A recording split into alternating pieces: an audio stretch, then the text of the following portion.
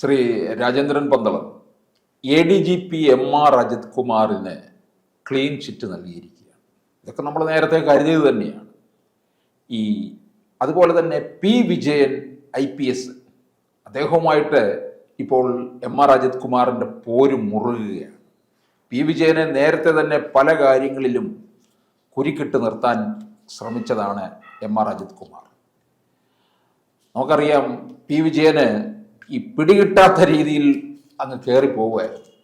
അതിന് തടയിട്ടതും MR അജിത് കുമാറും പിണറായിയും ഒക്കെ തന്നെയാണ്. ഈ IAS തലങ്ങളിലും IPS തലങ്ങളിലും ഒക്കെ തന്നെ പോര് അതിരൂക്ഷമാണെന്ന് നമുക്കറിയാം. ഇവിടുത്തെ പോര് ഇപ്പോൾ അതിലും രൂക്ഷമായി തീർന്നിരിക്കുന്ന സ്ഥിതിയിലാണ് നമുക്കറിയാൻ കഴിയുന്നത്. എങ്ങനെയാണ് നമുക്കിതിനെ കാണാൻ കഴിയുന്നത്? വിജയനാഥ് ഒറ്റയാളിനെ പോലും വിശ്വസിക്കാൻ പറ്റാത്ത അവസ്ഥയാണ് പോലീസിൽ.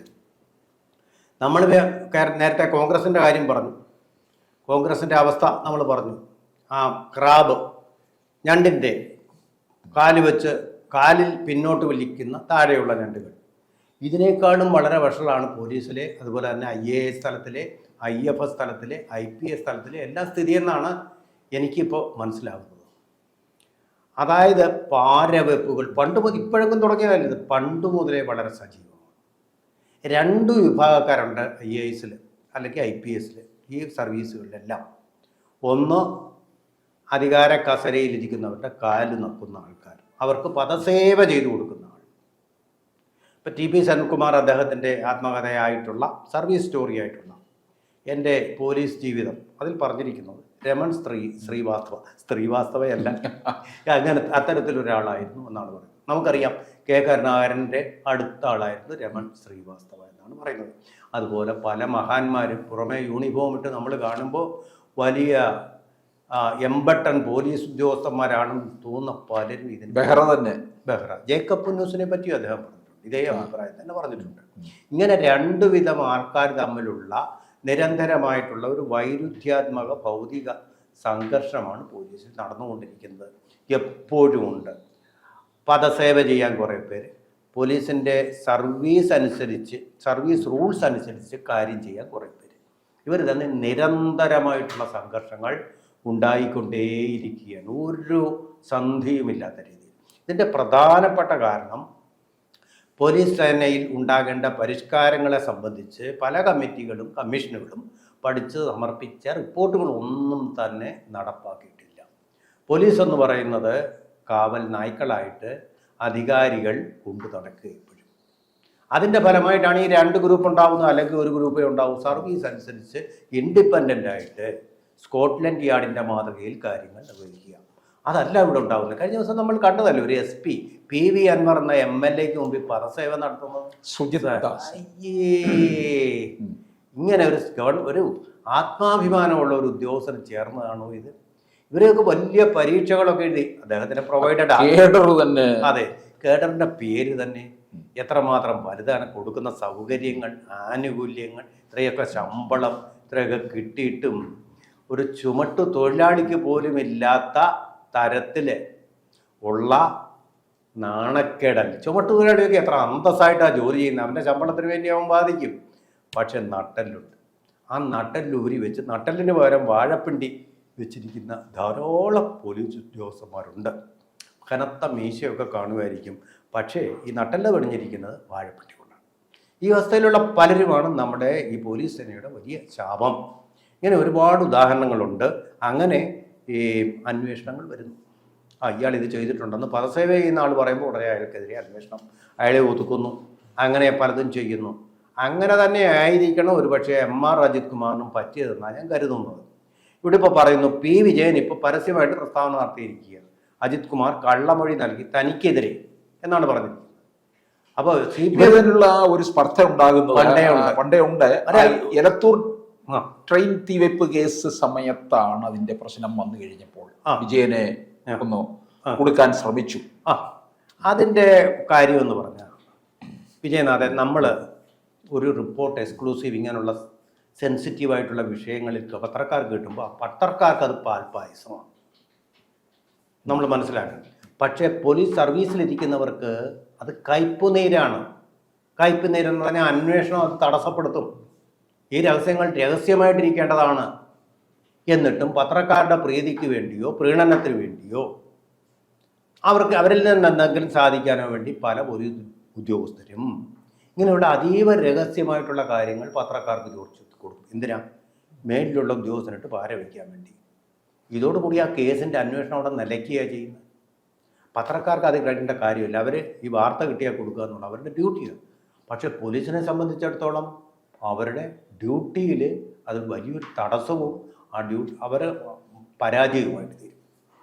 ഇത് പലപ്പോഴും അല്ല, സത്യസന്ധരായ പോലീസ് ഉദ്യോഗസ്ഥർ അതുകൊണ്ട് പത്രക്കാർ ചോദിച്ചാൽ മറുപടി രഹസ്യമായിട്ടായാലും പരസ്യമായിട്ടായിട്ട് കൊടുക്കാറില്ല. അന്വേഷണത്തെ അത് ബാധിക്കും. അതാണ് അവരുടെ പ്രൊഫഷണൽ രീതി. ചോർത്തുക എന്നുള്ളത് പത്രക്കാരൻ്റെ പ്രൊഫഷണൽ രീതി. അത് തമ്മിൽ സംഘടനമുണ്ട്, അതവിടെ ഇരിക്കട്ടെ. ഇതിപ്പോൾ താങ്കൾ വിജയനാഥ് പറഞ്ഞ പോലെ തന്നെ ഈ ഒരു ഭീകര സംഭവമായിരുന്നല്ലോ അത്. അവിടെ ബോംബ് സ്ഫോടനം ഉണ്ടായത് ഒരു ഭീകരമായിട്ടുള്ള സംഭവം, തീവെപ്പ് ഉണ്ടായത് വലിയ ഭീകരമായിട്ടുള്ള സംഭവം. വലിയ മാനങ്ങളിലേക്ക് നയിക്കാമായിരുന്നെന്ന് എന്തുകൊണ്ടോ ദൈവാദിനം കൊണ്ട് രക്ഷപ്പെട്ടത്. അതിൻ്റെ അന്വേഷണത്തിന് ആ പ്രതിയുമായിട്ട് പോകുമ്പോൾ അതിൻ്റെ വിശദാംശങ്ങൾ അതുപോലെ തന്നെ ഫോട്ടോ എടുക്കാൻ പത്രക്കാരെ അനുവദിക്കുക എന്ന് പറയുന്നത് തീർച്ചയായിട്ടും തെറ്റായ നടപടിക്രമമാണ്. മുംബൈ ആക്രമണം നടക്കുമ്പോൾ അതിൻ്റെ ലൈവ് വിഷ്വൽസ് അന്തർദേശീയ ചാനലുകൾ തത്സമയം സംപ്രേഷണം ചെയ്തു. പാകിസ്ഥാനിലിരുന്ന ഹാഫിസ് മുഹമ്മദ് എന്ത് ചെയ്തു?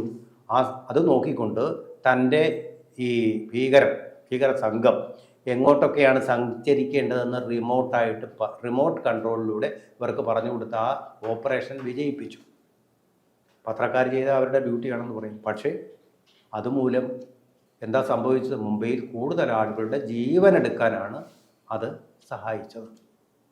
മനസ്സിലാക്കണം. അപ്പോൾ ഇത് തമ്മിലുള്ള രണ്ടുപേരും ഡ്യൂട്ടി ചെയ്യുന്നു, പക്ഷേ അതുണ്ടാവുന്ന ക്ലാഷ്. അതുകൊണ്ട് പത്രക്കാരോട് ഈ കാര്യങ്ങൾ പറയേണ്ടത് ഈ കേസിൻ്റെ അന്വേഷണമൊക്കെ പൂർത്തിയാക്കി കുറ്റപത്രവും സമർപ്പിച്ച് അതിനുശേഷം പറയാം.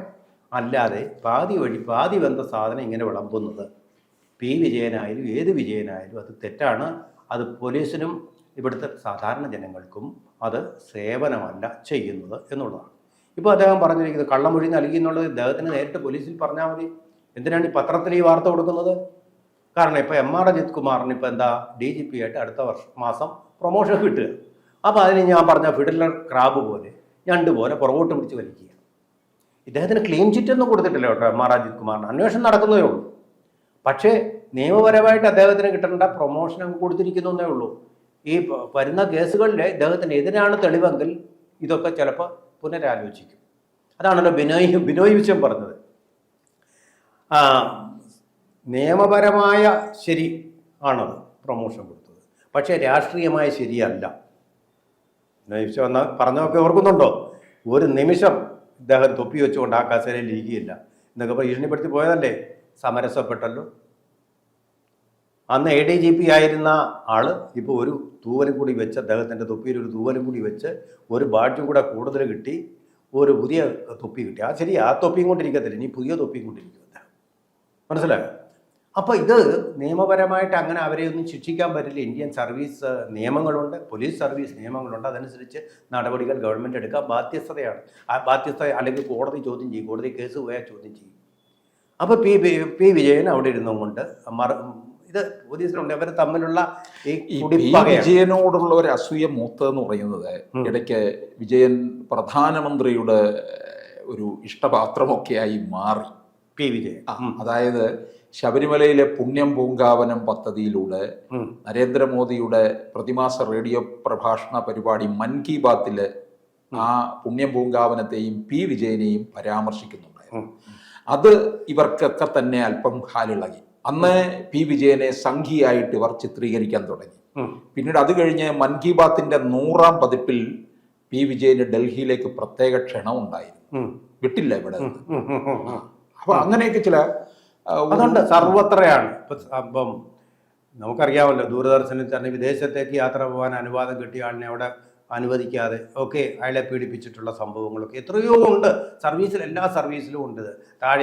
എന്നിട്ട് താഴെ ഇരിക്കുന്ന ഉദ്യോഗസ്ഥന് വന്ന വിദേശയാത്രയുടെ ഗൗരവത്തിൽ മേളിലിരിക്കുന്ന ഉദ്യോഗസ്ഥൻ പോകുന്നു. ഇമാതിരിയുള്ള വൃത്തികേടുകളൊക്കെ അധികാരത്തിൻ്റെ ദുർവിനിയോഗം ധാരാളമായിട്ട് ഈ സർവീസിൽ നടക്കാറുണ്ട്. മേളിലൊരു ഉദ്യോഗസ്ഥൻ അല്ലെങ്കിൽ താഴെ ഒരു ഉദ്യോഗസ്ഥൻ എന്തെങ്കിലും ഒരു പ്രൊമോഷൻ കിട്ടിക്കഴിഞ്ഞാൽ അത് വലിയൊരു പ്രശ്നമായിട്ട് മേലുദ്യോഗസ്ഥരെടുക്കുകയും അതിനെതിരെ അസൂയ കൊണ്ടിട്ട് അവനെ ഒതുക്കാൻ ശ്രമിക്കുകയും ചെയ്യുന്ന ധാരാളമായിട്ടുള്ള അനുഭവങ്ങൾ നമ്മൾ എവിടെയെല്ലാം കണ്ടിരിക്കുന്നു. ഇന്ത്യൻ എക്സ്പ്രസ്സിൽ ഞാനിരിക്കുന്ന സമയത്ത് എൻ്റെ ഒരു ലേഖനം, അന്ന് ഞാൻ വെറും ഡെസ്കിലിരിക്കുന്ന വെറും സബ് എഡിറ്റർ, അപ്പോൾ എൻ്റെ ഒരു ലേഖനം അഖിലേന്ത്യാ എഡിഷനിൽ വന്നു. എൻ്റെ മുകളിലിരിക്കുന്ന ആ റെസിഡൻ്റ് എഡിറ്റർ എന്ന് പറയുന്ന ആൾക്ക് ഒരു ലേഖനം പോലും അങ്ങനെ വന്നിട്ടില്ല, ലോക്കൽ പത്രങ്ങളിലേ വന്നിട്ടുള്ളൂ. വല്ലാത്ത അസൂയ തോന്നി. അന്ന് മുതൽ അദ്ദേഹത്തിന് ഞാൻ നോട്ടപ്പുള്ളിയാണ്. അപ്പോൾ കൊടുക്കുന്ന വാർത്തകളിലെല്ലാം പുള്ളി പക്ഷം കാണുന്നു. അങ്ങനെ പക്ഷം കാണുകയും ക്ഷുഭിതനാവുകയും വരെ ചെയ്തു. പിന്നെ ഞാൻ രക്ഷപ്പെട്ടത് അദ്ദേഹം പോയിട്ട് വേറൊരു കാര്യങ്ങൾ മനസ്സിലാക്കുന്ന ഒരു റെസിഡൻ്റ് എഡിറ്റർ അവിടെ വന്നതിന് ശേഷമാണ്. എല്ലാവർക്കും ഉണ്ടാവും ഇതുപോലുള്ള അനുഭവങ്ങൾ. ഇപ്പോൾ നമ്മുടെ പി രാജൻ തന്നെ ഉദാഹരണമല്ലേ, മാതൃഭൂമിയിൽ നിന്ന് അദ്ദേഹത്തെ പുറത്താക്കാനുള്ള കാരണം ഇങ്ങനെയുള്ള എല്ലാ സർവീസിലും ഉണ്ട് ഇത്. അതിൻ്റെ ഒരു ഭാഗമായിട്ട് മാത്രമേ ഉള്ളൂ. പക്ഷേ ഉന്നത സ്ഥാനങ്ങളിലിരിക്കുന്നവർ ഇങ്ങനെ കൊടുക്കുമ്പോൾ അത് വലിയ വാർത്തയായിട്ട് വരുന്നതേ ഉള്ളൂ. ഇതിലൊന്നും വലിയ കാര്യമൊന്നുമില്ല. എം.ആർ. അജിത് കുമാറിൻ്റെ പേരിൽ ഇപ്പോൾ എന്തായിരുന്നു നമ്മൾ കേട്ടത്? കവടിയോറിൽ അദ്ദേഹം വൻകിട റിയൽ എസ്റ്റേറ്റ് കോടികൾ എന്നൊക്കെയല്ലേ പറഞ്ഞത്. വാസ്തവത്തിൽ എന്താ ഇപ്പോൾ ഉള്ളി പൊളിക്കുന്ന പോലെ പൊളിഞ്ഞു വന്നപ്പോൾ കേവലം 65 ലക്ഷം രൂപയ്ക്കൊരു ഫ്ലാറ്റാണ് അദ്ദേഹം വിറ്റത്. അതിൻ്റെ പൈസയാണ് ബാക്കി കൊണ്ടിട്ടത്. ഇത് വലിയ ക്രൂരമായിട്ടുള്ള ഒരു കുറ്റകൃത്യമാണ്. ഇന്നിപ്പോൾ തിരുവനന്തപുരം നഗരത്തിലെ വിജയനാഥ് താമസിക്കുന്നിടത്ത് പോലും ഒരു ഫ്ലാറ്റ് സാമാന്യ സൗകര്യമുള്ളത് ഒരല്ലെങ്കിൽ ഒരു വില്ല വേണമെങ്കിൽ മിനിമം 1 കോടി രൂപ വേണം. അതിൻ്റെ പകുതിയുള്ള എം.ആർ. അജിത് കുമാർ എന്ന് പറയുന്ന പോലീസ് ഉദ്യോഗസ്ഥൻ. അതാണ് വലിയ അഴിമതി എന്ന് പറഞ്ഞ് ഘോരം പത്രങ്ങൾ എത്രയോ നാൾ കൊണ്ടാടിയത്. സത്യമറിയാതെ പത്രങ്ങൾ സെൻസേഷന് വേണ്ടി വാർത്തകൾ ചമയ്ക്കുന്നു. സരിതാ നായരുടെ കാര്യത്തിൽ അതുണ്ടായില്ലേ? സരിതാ നായരുടെ കാര്യത്തിൽ നമ്മൾ കണ്ടതല്ലേ അത്? അന്ന് ചാണ്ടി ഉമ്മനെ അത് തിരിച്ചിടുന്ന പേരായ ഉമ്മൻ ചാണ്ടിയും ഒക്കെ പ്രതികളാക്കിയില്ലേ? സരിതാ നായരുമായിട്ട് ബന്ധമുള്ളവരായിട്ട് എത്രയോ പേരാ, പി.വി. അബ്ദുള്ളക്കുട്ടി, എങ്ങനെ എത്ര പേരുടെ പേരാണ് വന്നത്? കെ.സി. വേണുഗോപാൽ, പേരില്ലാത്തവരില്ല സ്മാർത്ഥ വിചാരത്തിലെ എന്ന പോലെ. എന്നിട്ടിപ്പോൾ എന്തായി അത്? ഇതുപോലെയൊക്കെ ചുമ്മാ വാർത്ത സെൻസേഷന് വേണ്ടി ഉണ്ടാക്കുന്നതാണ്.